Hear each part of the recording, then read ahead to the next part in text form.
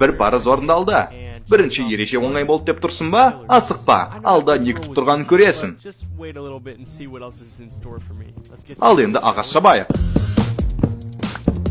Бізде 8-дан ағаш бар.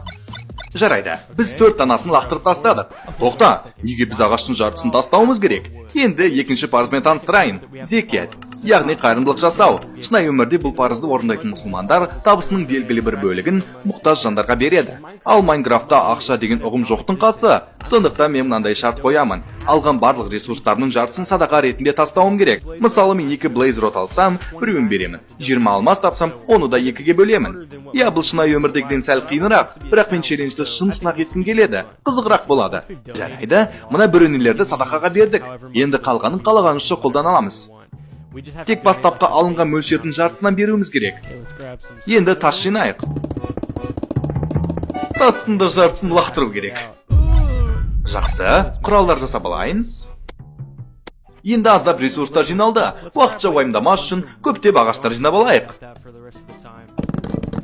Жеткілікті сияқты. О, тауық, мұнаны өлтіре салуға болады. Бірақ асықпа. Енді челленджіміздің 3